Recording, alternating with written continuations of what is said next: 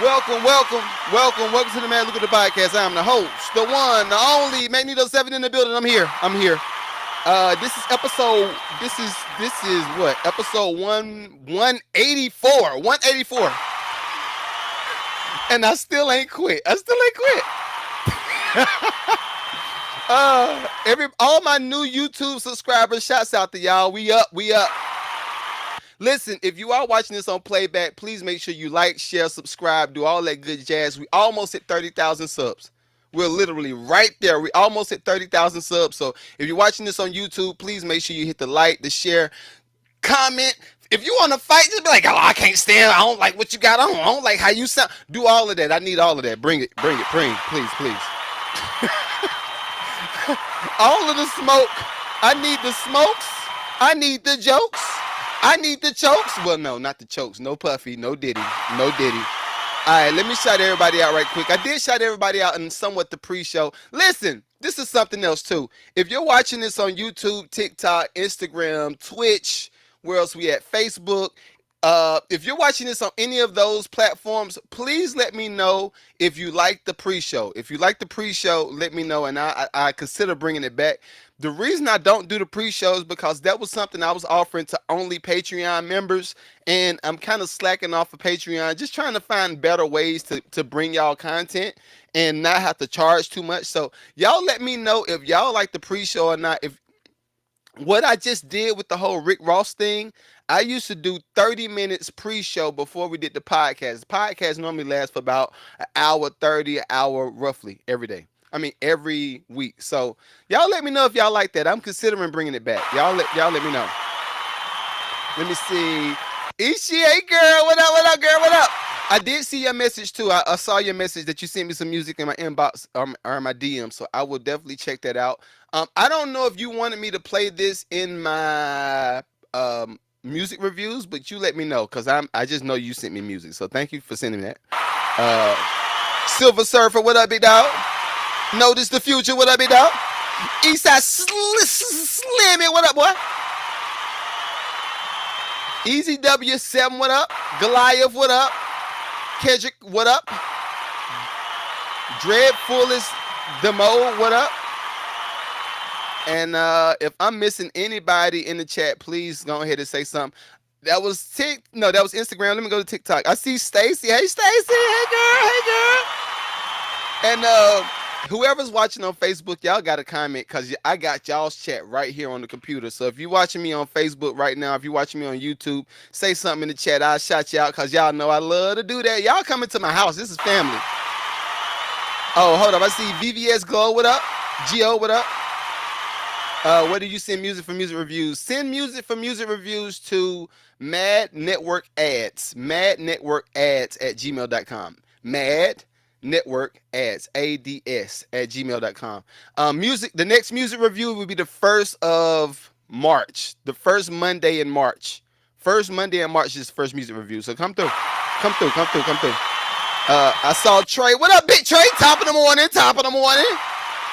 Stop making the poverty music. Hey, that's family right there. We already know what time we on. All right. So I want to start with some of the smoke first. Some of the smoke was the whole Rick Ross. I think we talked about this. But the whole Rick Ross, 50 Cent, and Big Meech debacle and Lil Meech debacle. This is what I'm going to say this. This is what I'm going to say. And I don't know nothing about Big Meech. I don't know nothing about, as far as, let me change that. Because I do live in Atlanta. See me at the Quick Trip. That was him right there. That was him. That was you real funny. Look, all my street dudes that say, what up, funny man? I'm not funny. I promise I'm not. It was just a joke. I'm going to say, Meech, I'm joking. But this is the thing. I've talked about watching people's patterns for years now. The whole thing with 50 is King Petty. He is going to be King Petty forever. So I don't understand why a lot of people are just confused on how 50 is taking the stance that he's taking as far as Meech going and posting up and doing events and doing appearances with Ross. Like, we've already seen this. Now, this is where I'm conflicted. This is where I'm conflicted. I know that 50 came through and he bought the see, that's a spade move. I do that too. Lord, that was a play. All right, let me let y'all know what 50 does. And this is how a lot of high caliber people that got a lot of money, they do this. What I'm about to tell you. This is the play that they do. So y'all know 50 is the king of, I'm gonna say, hood television. I say it like that. 50 is the king of hood television. If it's a TV show about drug dealing, slinging them bricks, guns and knives and all of that stuff, 50 is gonna be the king of that because guess what? He had the success with power. He had the success with power. And he not only had the success with power, but before that, he had the success in the music business for being a what? Rapper drug dealer. You know what I mean? He already got that. So it's already baked into the fabric of his media. It's baked into it. So for him to go and buy the big meats, and this is what I'm thinking he did. Fifth, if you're watching this, I don't even know if you got my number or none of that stuff. But if you're watching this, let me know. Just blink your eyes if I'm right. Blink your eyes if I'm right or wrong. But more than likely, he bought the full exclusive rights to Big Meech's story. All of the story too. And most of the time when these people with real money buy the exclusive rights, they can go in and create merch with the Big Meech story. He could make little Big Meech dolls like the Barbie. He could make Big Meech cereal. He could do all of this stuff because he owns the rights to that particular story. Now, not only could he do that, he could do the TV series, which we've already seen that. He's done the Big Meech or the BML TV series, and they did the whole breakdown on how they got to Georgia and then how they started to do all the dope dealing and all that stuff. All of that is already out. Guess what? 50 owns that. Now, not only can he do that, he could go back and say, "Look, well, I like how I did that, but I want to do a spin-off story of this character that was from BMF." Like what's the dude name from? I think he's from Europe. What is it, Leon or Larry or one of them? Lamar, I think Lamar. He could go and do a whole spin-off story about Lamar alone. And guess what? He still owns the exclusive rights. That's how money be talking. That's how money talks. So I'm gonna say this, and I pray to God that everything is on the up and up. Lil Meech. Now this is what I'm gonna say.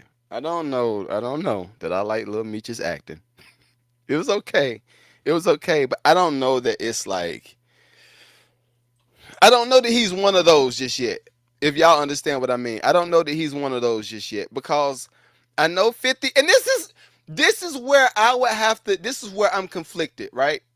Because on one hand, I understand that Meech just got out of jail. He probably need to do some of these appearances, get his money up, do all this, just be outside a little bit more. I get that. On the flip side, 50 is not a person that's always outside. 50 don't be outside like that no more.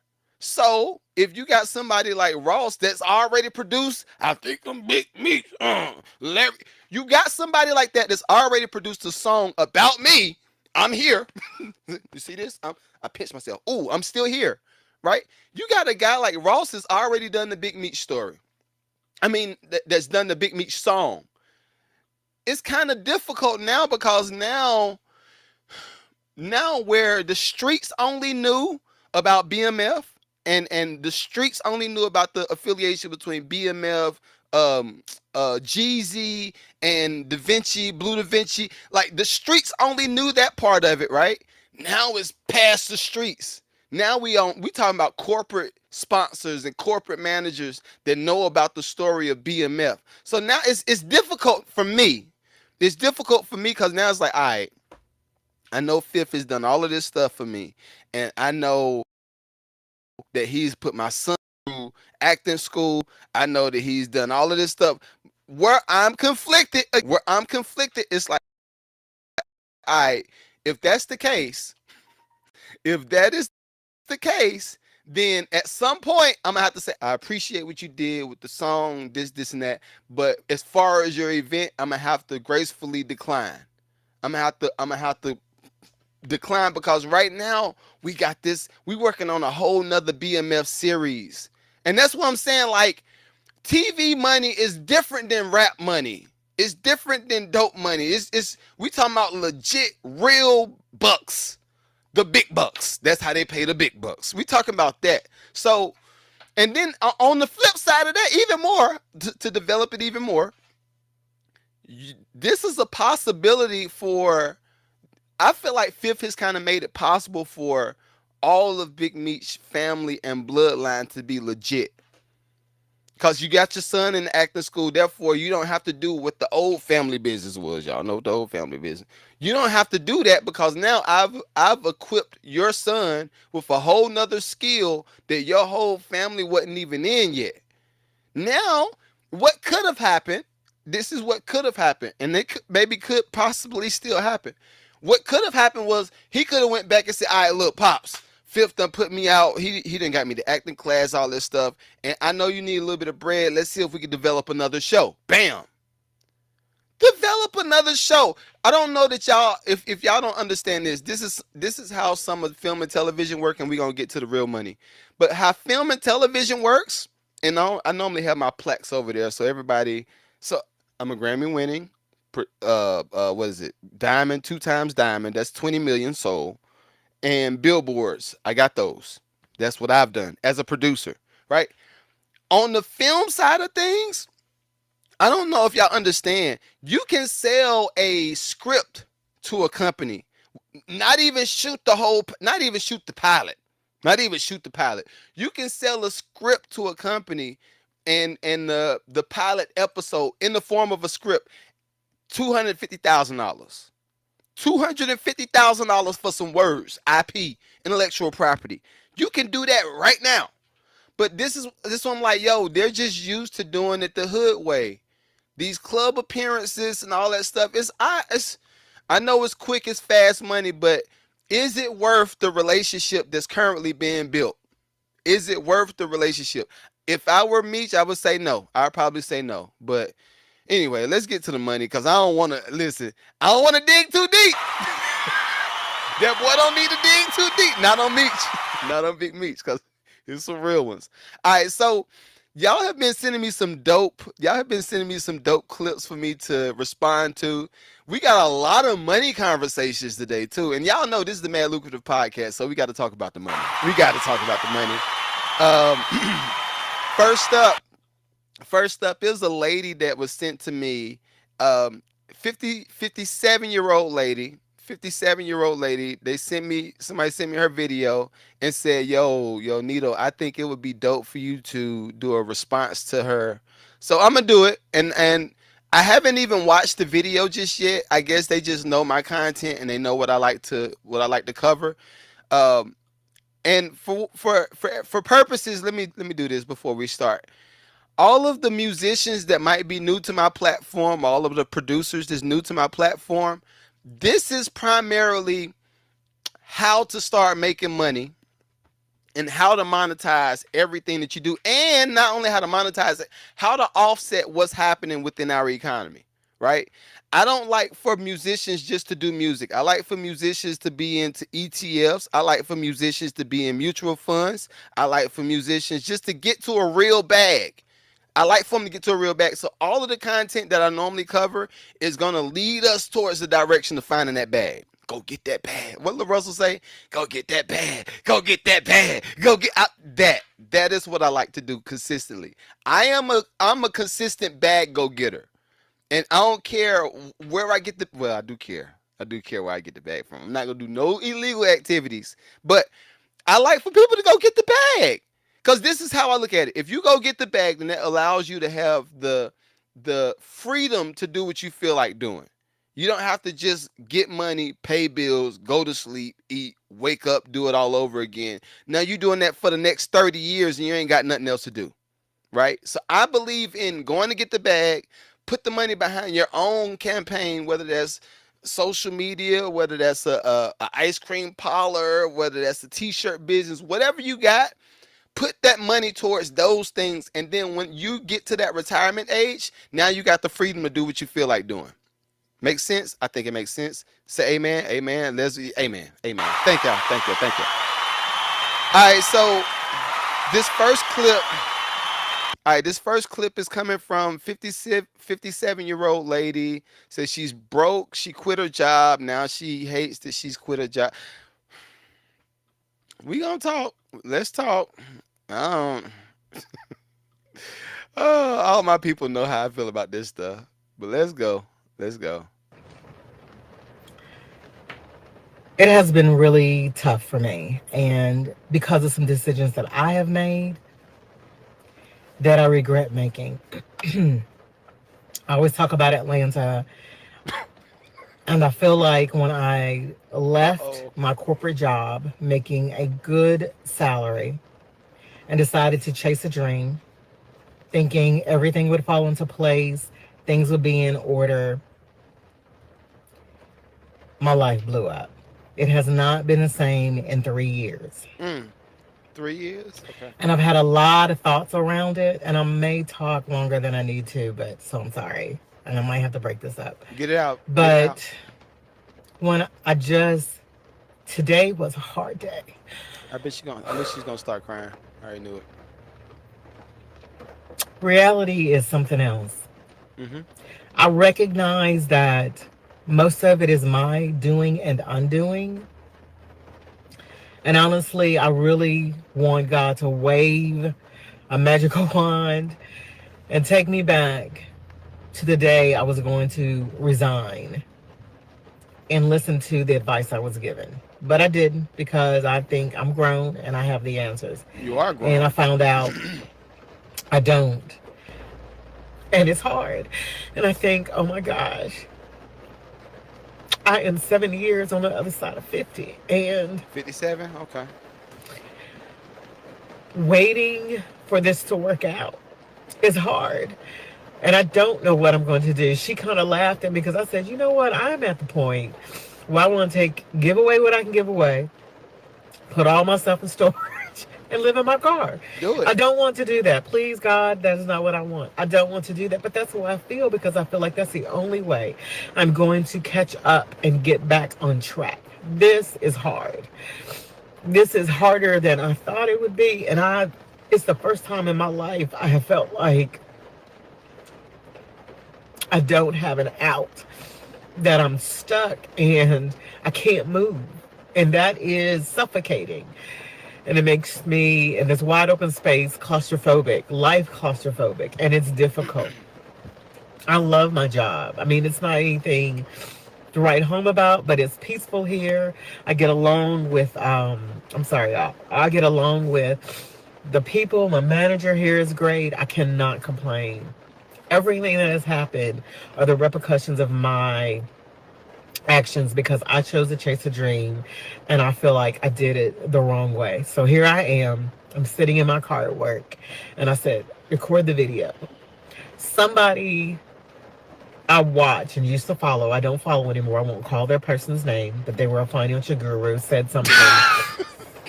Basically, if you haven't, I guess you haven't accomplished or gained or whatever, you shouldn't be on YouTube. You shouldn't be talking about your life. You need to basically saying you need to wait until, you're all set and you're good and you can go back and talk about how you made it. Y'all, I'm in it. And I'm going to record while I'm in it. And this is hard because this is embarrassing. This is not how I thought my life would be. But there are so many other things I know I have to be grateful for. I'm not, I don't have any, I guess, crazy, I'm not homeless. Um, I'm not homeless. I still have my car. But, I'm just tired of um, robbing Peter to pay Peter and Paul. Paul to pay Andrew, who now wants his Oh, money. he I know, third. it's That's the crazy. third one The right way I there. say those things. But I'm tired. I don't want to borrow. I don't want to ask my family for help. Not that they would. I mean, not that they would have an issue with it, but I'm too old. I need this to come together. I need this to work out. I need to know that God is with me and He's working this out. And I just don't realize it yet. And a lot of times I isolate when things are bad. Okay. And it's hard. All right. So, man. Big E, thank you for sending me that video. Big E on Instagram, thank you for sending me that video. So this is the thing. All right, again, it was a few things that and first off, because I'm not, make sure y'all know, I'm not clowning her. I'm looking at things from a man's perspective. That is part of how a lot of this goes. I'm not red pill, blue pill. I'm white pill. I'm a white pill. How about that? Let's introduce the white pill generation. I'm a white pill generation. I'm a white pill. I'm the mix of the two. I'm the mix of the two. But this is how I look at it, right? If she is 57, she's 57 years old, right? Unfortunately, if you're in that space, it is time to really, really go get it. Now ain't the time to be crying. Now ain't the time to be like, oh well, I wish. She's singing. Who did that song? I wish, I wish, I wish, I wish, I wish. Ain't no wishing. When you pass a certain age, for me, I'm gonna say that age is maybe 25. When you pass 25 and you're in that 26 going into 30 category, ain't no I wishing no more. We're not wishing no more. At that point, we have to move with certainty. At that point, we got to move with certainty. Now, I'll say that with this, I say it with a grain of salt. I don't feel like she was wrong for technically quitting the job. I don't feel like she was wrong. What I feel like the mess ups were, and I took a few notes from the video. I think part of her mess up was, first off, I don't know where she moved from, but I stay in Atlanta. I stay in Atlanta. I've been in Atlanta. I'm an implant. I'm from North Carolina, by way of North Carolina. And me and my wife moved to Atlanta. Atlanta is a whole different beast. Atlanta is really like the Clash of the Titans / Gladiator. Like, if you don't know how to really, really go get to it and remove your feelings and push that to the side, that's why so many chicks is coming down here stripping. That's why it's mad girls coming down here to strip. If you got the hustle in you and you gonna go get to the bag, like for real, go get to it. Atlanta, you can make Atlanta your home. But if you have a posture that says, I really want to partner with people and I hope somebody come out and show up for me. I hope they come and show up for me in mine. And they give me something. And they look out for me and maybe give me a little job, patronize my business. That's how I hear it. I'm gonna come to Atlanta, patronize my business, and then once I move to Atlanta, because they say all the black people that move to Atlanta be making it. Every time a black person move to Atlanta, they go get to it, they get rich. Then they got Atlanta housewives. They got Egypt and her husband doing the TV shows, flipping houses. I need to move to Atlanta. Listen, I don't care if you black or white, Michael Jackson. I don't care what you are. If you plan on moving to any city, figure out how to get to the bag first. Find the security first before you start chasing these dreams. Because I was a dream chaser one time ago, long ago. Now I'm a dream chaser getting the bag. I don't chase the dream. I capture the dream. How about that? I don't chase the dream. I capture the dream. That's I need to put that on the t-shirt. I don't chase dreams. I capture the dreams. But anyway, you can't move to any city and think that you're going to be popping and you're new in the city. That's one. You don't move to any city and think you're going to be popping. I don't care if what business. I don't care if you're a musician. I don't care if content creator, whatever you do. Don't think you're going to move to, well, this is where I say I'm conflicted. As a content creator, if you start popping, right? Say for instance, and this is, if you are a new kid, and I'm gonna be on a panel for an event in May coming up. I'll let y'all know about the event. I would love to see y'all come out and just show some love. It's in Tallahassee, Florida. But anyway, if you are a youngin' and you want to become a content creator and you want to make that your primary source of income, I want to advise you. Let me advise you. Put that money into other sources. Put that money into other places. Thank God for y'all. Y'all got the option of cryptocurrency. When I was in my 20s and 25s, I didn't have the option. Teens, I didn't have the option to do cryptocurrency, to invest in that type of stuff. We just had regular stocks. You want to buy some stock in Walmart? I remember I worked at Walmart in college for about maybe 3 or 4 months, something like that. I wanted to buy a keyboard, so that's why I started working at Walmart. It was a keyboard. I was like, I got to get the keyboard. So I worked at Walmart while I was in college. As soon as I bought the keyboard, I quit. That's all I wanted. I wanted the job for the keyboard. But this is what I did. While I was at Walmart, I was investing in Walmart stock as an employee. I think at the time we talking about 2004. Yeah, about 2004, 2003. At the time, the stock was like $38. Y'all go look at the Walmart stock now. Still got the stock. Still got the stock. So this is what I would say for her. First, 57 years old. We don't play with that. Now we are starting to get to the age where we need to think about retirement. We need to start thinking about, okay, what can I do to pay me over and over, where if I get sick and have to sit my A down, what can I invest in? I would advise her, if she had the good job, consider moving out of Atlanta. Consider moving back to where you came from. I'm not trying to be like you know who. I'm just saying, consider moving back to where you came from, because ain't nothing worse than trying to start a business and struggle. Nothing is worse than trying to start a business and struggle your way and not knowing how to get income and not knowing how to market and not knowing. That is a headache alone. So now you do that on top of doing that, trying to figure out how to pay for your bills and how to get food and how to get. Listen, ma'am, I don't know what her name was. Consider moving back to where you came from. Go get the job back. If it's still available, get that job back.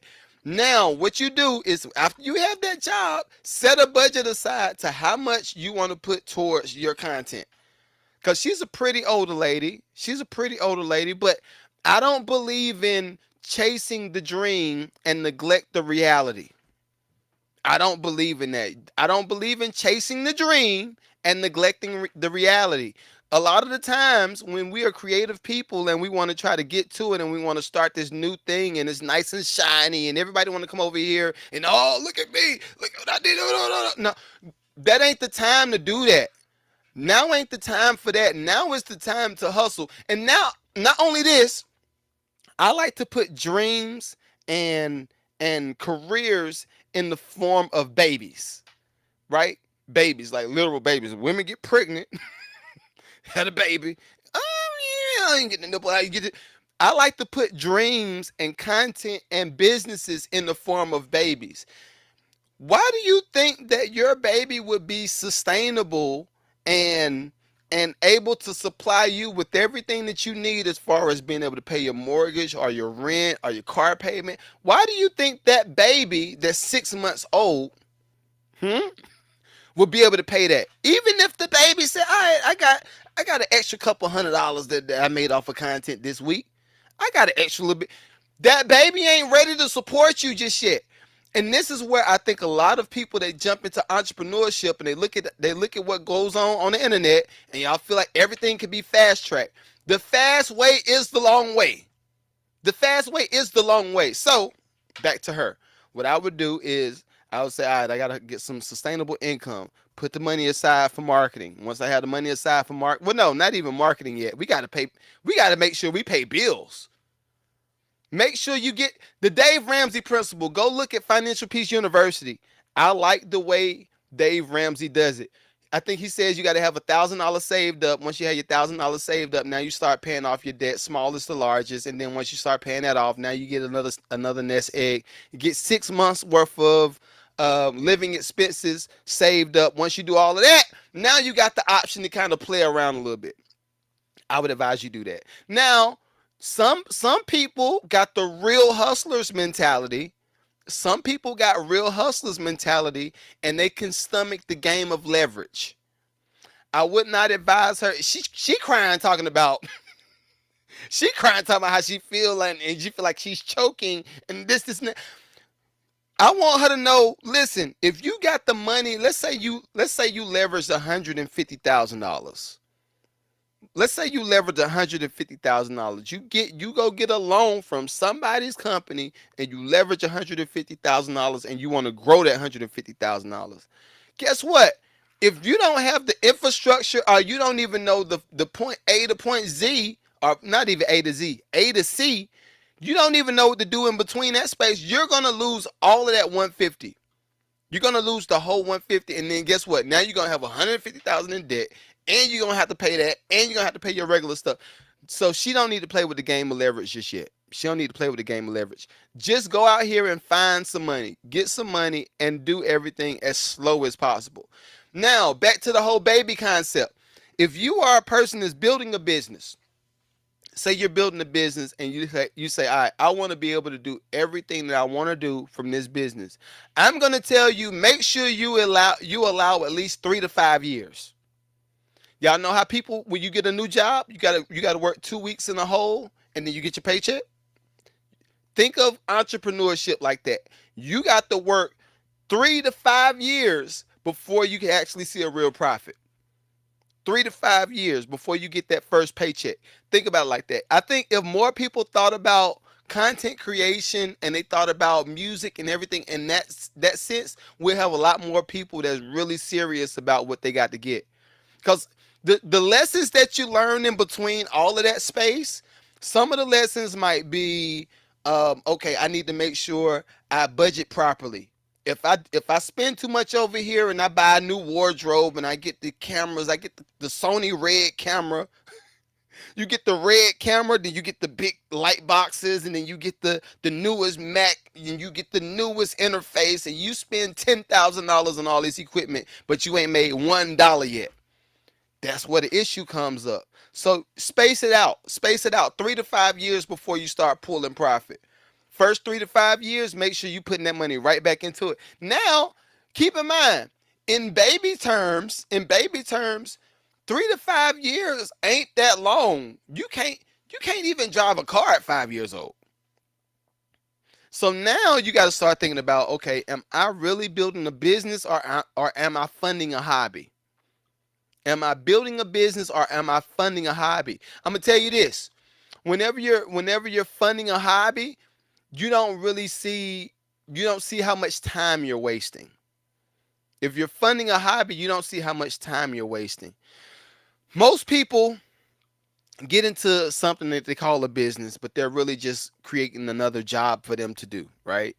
Once they do all of this stuff, now you're in the position of, I got to figure out where the money's going to come from. But guess what? Now you've dedicated all of this time to this particular thing versus just starting and being able to benefit from it. All creative people, and again, this is the reason I started this. This is the reason I started this podcast, and we got to go to the next subject because I've been here way too long. But this is the reason I started this. Everybody has to understand money is only a small variable when it comes to the overall grand scheme of life, right?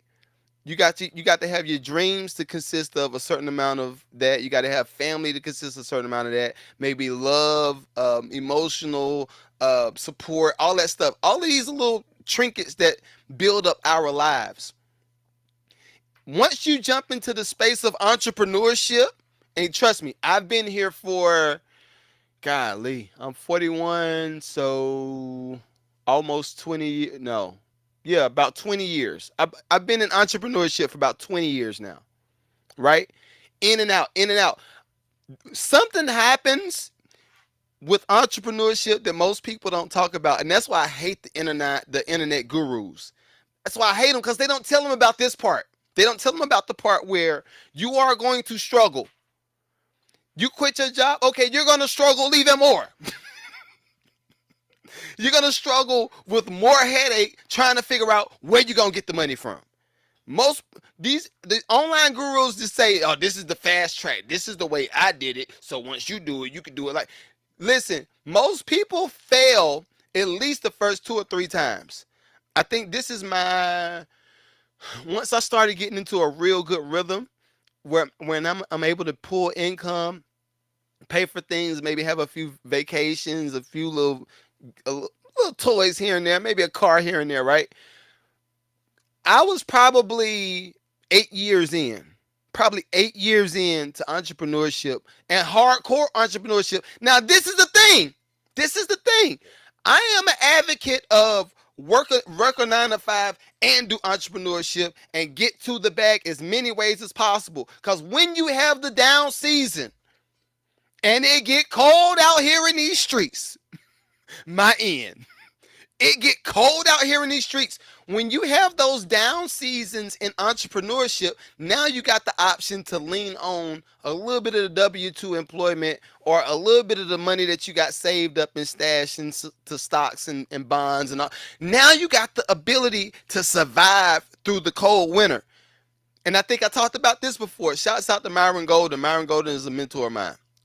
Myron Golden always says, look, everybody has their own winter, spring, summer, and fall. Everybody has it. You're not gonna get around it. Now the thing is, everybody's winter, spring, summer, and fall comes at different points in time. And everybody don't have to struggle through the winter. Winter is when it's cold. Boy, I don't know what I'm gonna get. I need to get some oodles and noodles. Boy, you got $5. Let me hold $5. That's the winter. Everybody don't get to that point in their winter because they have the nest egg stashed up.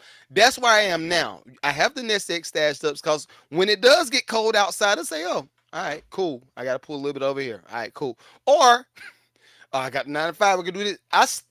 I believe get the money as many ways as possible. Only quit, and this is when I would say quit the job. Only quit the job when you've had at least, I'm going to say, 3 annual years. 3 annual, not months. When you've had 3 annual years of making killer income and you've dusted your 9 to 5, like even right now, I probably make way more money from online services and podcasting and ebooks and my master classes that I do. I make more money doing that than I do on my 9 to 5, but my 9 to 5 serves a purpose. My 9 to 5 is the insurance. Because guess what? If my girls get sick, because I got 2 daughters and a wife, if either one of them get sick, I don't have to dig into my content money that I make from this to pay for hospital bills. That's what the 9 to 5 is for. If one of them, if knock on wood, somebody break a leg or any of that stuff, I don't have to deal with the medicine and all. I got to figure out Medicaid and no, we ain't doing that. We don't play that game. It's already right here. 9 to 5, I already got that. Oh, we need to approve for so and so and so and so, and y'all don't want to take my 1099 and y'all don't want to take my self-employed income. Well, I got W-2 right here too. That's what this stuff. That's why I say keep working it as many ways as possible. And I'm a person I've been to the point I've quit the 9 to 5 2 times. I quit the 9 to 5 2 times. Every time I went back, got a raise. Let's say, hey, yeah, you are an asset. You want an extra 10,000? You want an extra? Thank you. I take the extra 10. Oh, extra 15. I take the extra 15. That's why I keep. So listen, I want to encourage everybody. Don't run from entrepreneurship. I do want you to embrace it because I do believe that is a variable. That is something that has to be cultivated to make sure you have a fulfilled life. I think it's nothing like feeling and seeing your own thing that you build grow. It's nothing like that. That is the best feeling in the world. Case in point, even with this podcast that y'all watching right now, and I'm gonna go to the next video. But this podcast y'all watching right now, I think it started in 2021.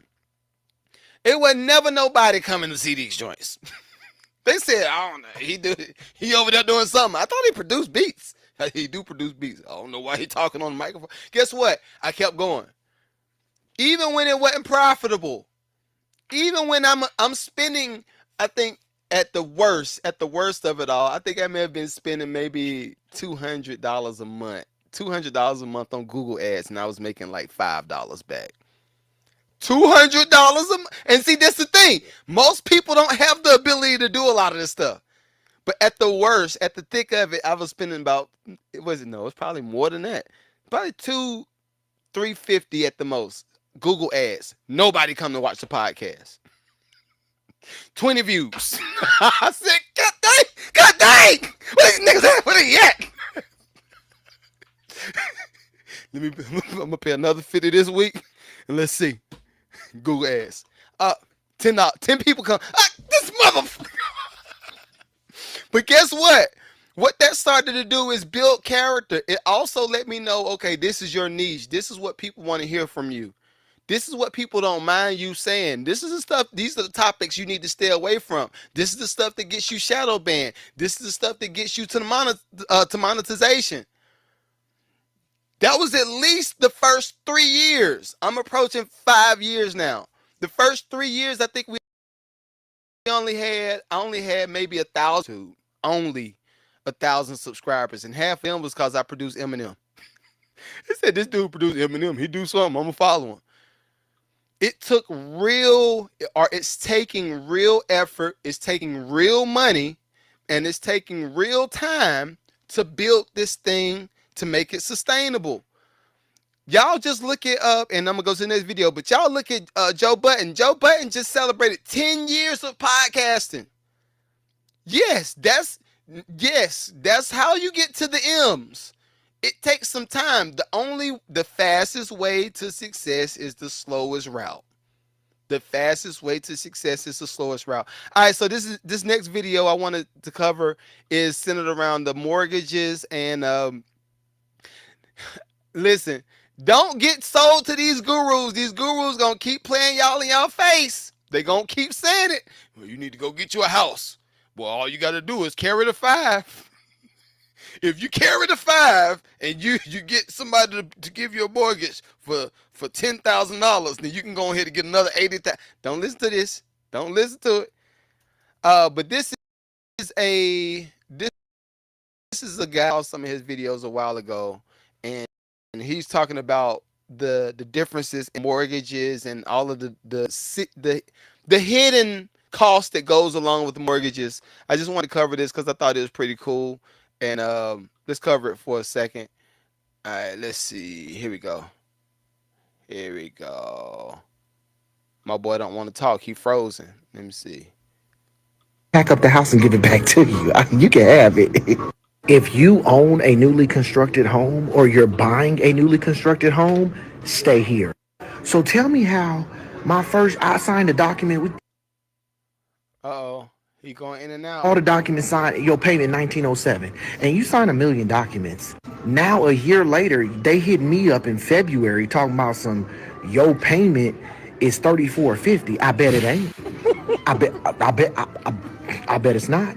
So the first year when you buy your newly constructed home, they're only charging you for the taxes, the property taxes on the land, the raw land. Well, Yep. the land was only worth $60,000. Yeah. Well, now that the house has been put on it, and now there's a development around you, that land this year is worth 110,000, and they put a 400 and something, almost $500,000 house on top. So now your taxes are gonna go to correct. So now your mortgage is going to increase. Now, when they done tell you got a fixed rate, you got a fixed payment and all, they not explaining to you that the property taxes will increase that payment. My payment went up to 3450. How? How? Because I can pack up the house and give it back to you. You can have it. So they send a little letter. I called because with this letter, don't send no letter when you talking about my money. I called a lady. The lady basically telling me, yeah, somebody should have told you. They didn't tell me, ma'am. And that's another thing. Your realtors, some realtors, they gonna comment. I tell my clients that was your realtor's fault. That was your. Okay.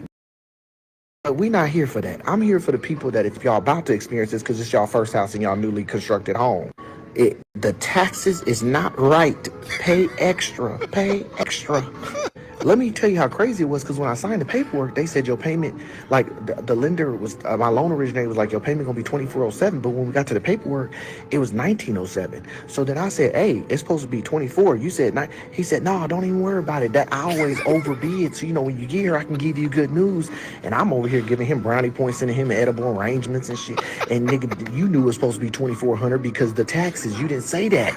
So now I'm paying 1907, happy as hell, paying 1907. And then the next year come in, and I gotta pay because the escrow didn't have no money. They done paid the taxes for me, sir. Lender, I didn't ask you to pay the tax. Don't pay the taxes on my behalf. You better call me and tell me my escrow was low. So they done paid the taxes. Now they talking about I owe them $34.50 a month for the next 3 years, or I can come out of my pocket 17, 18. we is in a we is struggling. The county, the city, the states, we is America is down. You can pack up the house and give it back to me. I like him. I gotta figure out what his. I'm gonna find out what his online stuff is. I like his content. It's pretty cool. This is the thing. This is the thing. Hold up. You said A on TikTok says IG Live is down. IG may have taken me down because I played some music on the beginning of the pod. I normally don't play music, but I played music and they don't like when I play that type of stuff. So that might be what's going on. You said dropping gems, poppies. What up? What up? Listen, I try to drop as many gems as possible. Jim. Kobe Bryant. Jim. LeBron. Jim. Mad Jims. But this is the thing. When it comes to, I'm not gonna lay on this mortgage increase too much, but I have been through this. I've literally been through the exact same thing that he's talking about. For me, it was on investment property and a little bit of my permanent residence, but I'm a little bit of a different case. Back in this was what? Back in 2018, 2019, I paid my house off. I paid it all the way off. Right, done. No mortgage. I ain't do no hoe. I didn't go celebrate. I didn't go do the whole mortgage burning ceremony. Oh, look at me. Oh, no. You look at me. Now, I don't want you to see nothing. I don't want you to see nothing that I'm doing. I paid my joint off, right?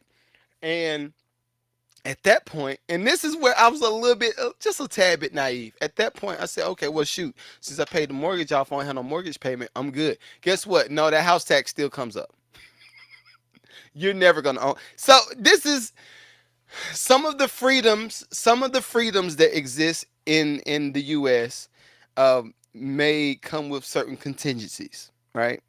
And this is back to the original conversation. This is why I keep telling people, yo, if you want to get to the point where you're sustainable, you're making good money, you can go out and do whatever you feel like doing. You can, even if the lady, like the content creator earlier, if she wanted to just do content, okay, cool. Just add up the cost that it takes to run your life. If you want to be one of these IG baddies and you want to go to Cozumel, Mexico, you want to go over to Bali, you want to go over to anywhere, right? You want to go to any of these countries and you want to live off of a $40,000 income, well, you must gonna stay in a tiny house. You must be one of the people that's gonna stay in a tiny house. See, I'm gonna buy me a little $20,000 tiny house. I'm gonna put it over here on a piece of land. Cause guess what? At the end of the day, you're still gonna have to pay taxes on the land that you got the house on. That's what I had to learn the hard way. And my first tax bill, and this is the other thing outside of new builds, because I love me a new build. Again, I tire myself out because how much stuff I do. Right now, current day, present day, this is what I do. I have my general contractor's license. I do inspections on water maintenance. I also do property management. We also got the podcast. We got the whole Mad Lucrative network. The network consists of stage plays, more shows, content creation for small businesses, events. I do a lot of this stuff right now. All of this stuff I do right now, present day. I know for a fact that if my job were to say, all right, bro, we done, guess what? I'm still good.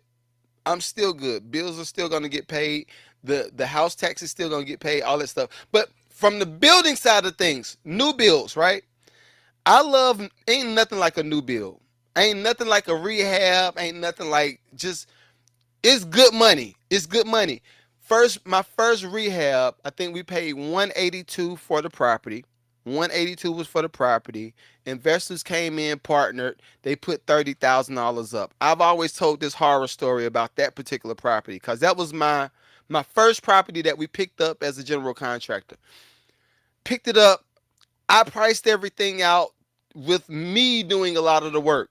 What I learned was you have to have a team to do a lot of this stuff to deliver it pretty fast. Because what happens, even on conception, and that's what he don't know, the guy that was doing his commentary, on conception of development, even if the owner that closes on the house don't pay property tax, the builder and the land developer has to pay property tax on the property that's being built while it's being built. They have to pay utilities. They have to pay for everything. The builder, the land developer has to pay the taxes and all that stuff while the property is even being built from dirt. So you're getting charged off of the rip. Now, this is another thing. Let's say that property sits, because I've had this horror story happen to me before too. Let's say that property sits on the market for 30 days. And then it starts going into 60 days. Then it starts going into 90 days. I think mine lasted for 6 months. All of that time after the property is sitting and is waiting on Zillow, is waiting on MLS, and you just want somebody to come buy it, the person that's holding the house, whether that's the real estate agent, whether that's the original owner, they still have to pay utilities. They still have to pay property tax and all of the upkeep on that property until it's transferred over into the new homeowner. That's one. Now, another thing is this. I don't think he talked about this, but I like to talk about it because I like for people to be informed. This whole pod is about getting to your stuff. Get to what's going to get you profitable. What is going to get you past that mark. All right, so look at it like this. If you are a developer, you get the house and you get all that stuff sold. Now, you get somebody to close on the property, even if you get them to close on just the blueprints, because for a few years, NIGGAs was buying blueprints and getting the property built. Like before the house was even made, people were paying for that stuff. So now let's say you do this. Say you got all that stuff going, and now you got this house, this one house. You got this one house on a piece of land that exists, and everybody says, yo, that's a dope house. I can't wait till somebody do this. I can't wait, right? To do all that stuff. Guess what? You can only be taxed on that one house sitting on that one piece of property. You can only, as a builder, you're only being taxed on that one house sitting on that one piece of property. So what that means? That means you don't have nothing to compare that one house to. Nothing else has been built just yet. So if you're the first homeowner, this is people. The game is cold. The game is cold. People don't. Those real estate agents, they're not gonna tell you this part. If you're the first person that buys the house on that piece of land, and let's say that house is $300,000, let's say the property tax is $1,500. There are no comparables, right? You move into that property. You're one of the first ones. Granted, you're going to say, all right, well, I'm going to move in. I got more equity. I got more equity than everybody. True. But guess what? With that more equity comes a higher tax bill. And that tax bill ain't being escrowed into that new mortgage that you just signed up for. It's not there yet. It's not, because there's nothing to compare it to. So now you get more builders. And let's say that neighborhood keeps the same builder and they keep the same land developer for 3 or 4 of the houses. All right, cool. They keep it for 3 or 4 of the houses. Now, more houses have been built in that neighborhood. Your property value went up along with all of these houses being built. But what happens if somebody comes in and say, all right, look, I love how y'all did this. I love how y'all did this. But what needs to happen is I want a bigger house. Everybody over here got 3,000 square foot houses. And this is why the cookie cutter house stuff starts to exist. They say, all right, everybody over here got 4 bedrooms and 3 baths. Pretty nice size house. 4 bedrooms, 3 baths, 2-car garage, upstairs, downstairs. I love it. How much it cost? $480. Cool. You go over there, you buy your house for $480. The next house comes up, how much it costs? $480. All right. They built 5 houses in that neighborhood at $480. House 6 comes up. House 6 comes up. Same house. How much you gonna buy this house for? $520. Now you get another 5 houses at $520. House 11 starts to be built. They say, all right, how much you want for this house? $700. So what happened? What happened to the person? What happened to the person that bought their 4-bedroom, 3-bathroom house, 2-car garage at $480, but this person bought their house at $700? Now the $700 is your comparable. That's how this stuff works. Now the $700,000 house, the person that bought 480, that $700,000 house is your comparable. Now you got to pay your house tax based off of that 700,000. That's how this works. Voila. So I'm not an advocate of buying anything brand new. I'm a big advocate of buying something that's gently used. I don't care if it's a car. I don't care if it's a house. A house is a house. Dirt is dirt. I don't care if it's a town. Just get something. Get something nice, gently used. That way you have a real idea of how your bills are going to be. You have a real idea because you're not going to know how much you're going to end up paying if you're buying a new build. All my real estate agent friends, I'm sorry. I got to put them on to the game. You're not going to have no real comparable. All right? Now, granted, for the real estate agent, they might work for the builder.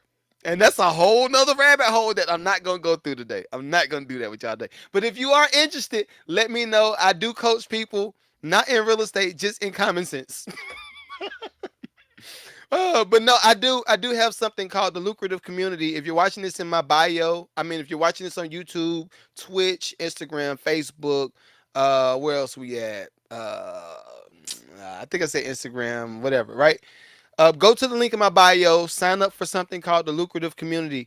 I changed it this year because now I just need more time. I need more time. So now we're doing, I'm going to do a bi-monthly masterclass. I mean, bi-monthly mastermind session where we're sitting down. Everybody's going to be on the Zoom and do all that stuff. And then now you also have the opportunity to do one-on-ones with me, just from signing up with the Lucrative Community. So if you want to do that, links in the bio, and holla at me. I'm here to help. I'm always here to help. I love doing what I do. All right. Before we get out of here, I might have to play these back to back. I did want to talk about T-Pain selling his catalog. I might have to let that wait till next week because we are already on an hour. So come back next week for that, and we'll break down the whole idea with T-Pain selling his catalog.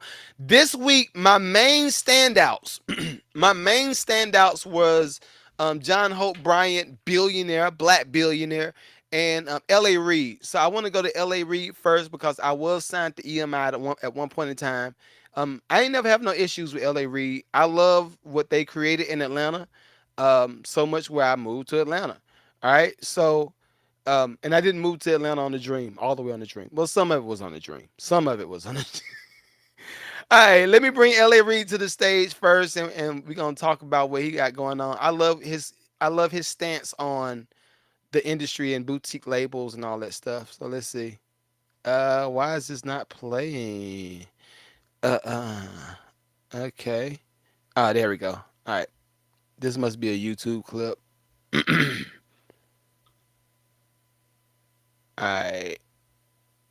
Where the community is built from, right? Absolutely. You started at Blackground, right? Yep. Right. Boutique. Yeah. A boutique, right? Yeah. And an artist I had started at LaFace, and there was Uptown artists, and there was Death Row artists, there was Motown Andre artists, and there was Harrell, Stax artists, and Right. there were like, and that was where black music was nurtured, curated, and it wasn't, no disrespect to anybody, but it wasn't so much us asking for permission, because people that looked like us were making those decisions, and look how different the industry looked then. So Hold up. I wanna talk about that little part. So he said it wasn't about us asking for permission. I think as soon as musicians got to the point where we're putting labels at this high, like oligarchy, I think I'm saying it right. But as soon as we put the labels all the way up here, and this is our aim to strive to get there, is when we started losing. I think that's when we started losing. I think social media and content has allowed us to start seeing the value in it all, because we have people like Drewski, we got people like Casanat, we got people like Joe Budden, we got people that's really out here, Mr. Beast, another one. We got people in content creation that's really killing it. So we now have an example of how you can actually win on your own and then go do real partnerships. The idea back in the day, and I talked about this before, but I'm gonna let L.A. Reid come back. But the idea back in the day where all of the rappers and all the dope boys was getting these label deals, right? And they say, oh, we got a partnership. We got a 50-50 partnership with da, da, da, da. They didn't read the fine print. A lot of those companies that y'all were doing partnerships with owned the exclusive rights to the stuff that y'all created. So therefore they can make moves without you. That's where the issue came up. That's kind of the issue that a lot of people have with Drake, and that's the only time you're gonna hear me mention Drake on this particular episode. But that was the issue. Like, you gave all of your leverage to somebody, i.e., Universal, and now since they have all the leverage, you can't do but so much movement. You can't put music out on your own. You can't go over here with this new app tech company and say, look, I want to develop this, and this.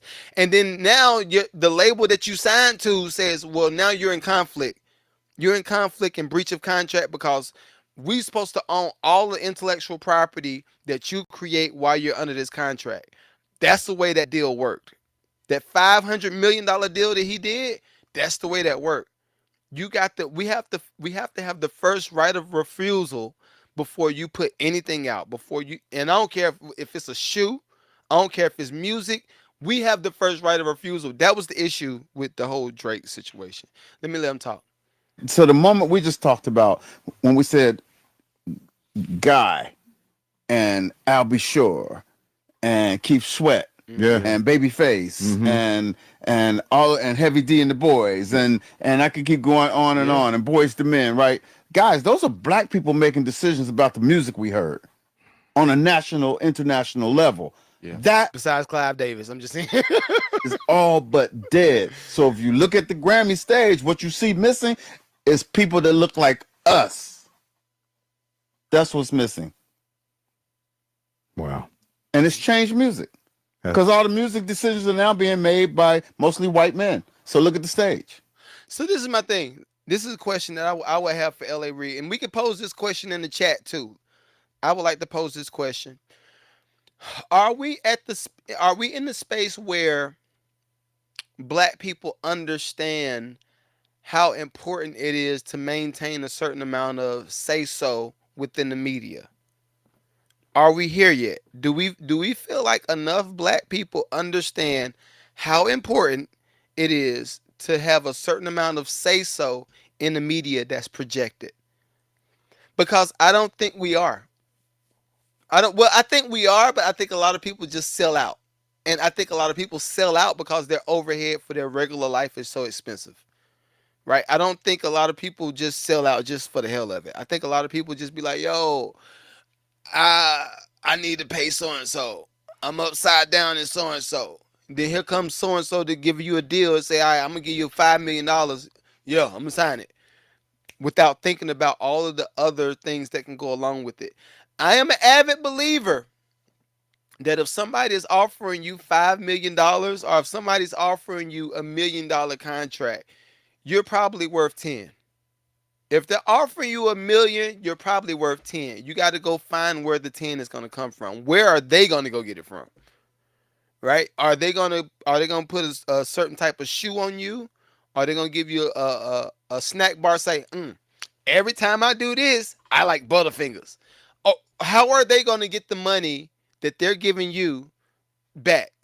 And this is how I look at it. And then even after they give you the money back, you just took a loan from these people. They're not giving you real money. That's a loan. It's in your best interest to figure out how to stretch it and how to grow it. All right, let them talk. The artists are great, by the way. I love Chaperone. I fucking thought Benson Boone was incredible. I really did. I love the artists, right? Mm-hmm. I really love Dolce, by the way. So she's an exception to every rule. Right. Dolce. Fucking exception to every rule. But Dolce is also boutique. From a boutique. Thank you. That's Top Dog, right? Yep. Top Dog. Thank you. Top Thank Dog, you. Punch. Yep. Like you're not wrong with yourself. The TDE tree. Yeah. Even going to Kendrick. Thank you. Because that's my point. The TDE tree gave us Kendrick. It gave us Dolce. Yeah. Right. SZA. Who that man is. Yeah. We used to have 10 of those in the industry. Talk about it. We used to have 10 or 15 of those in our industry. That were empowered. And those people are wiped out for whatever reason. I tell you what happened. And I think, and I don't know, I'm sure L.A. Reid know this, but I think what's happened is, and I think that was a good clip. I like L.A. Reid. I like him. I ain't never had no issues with him.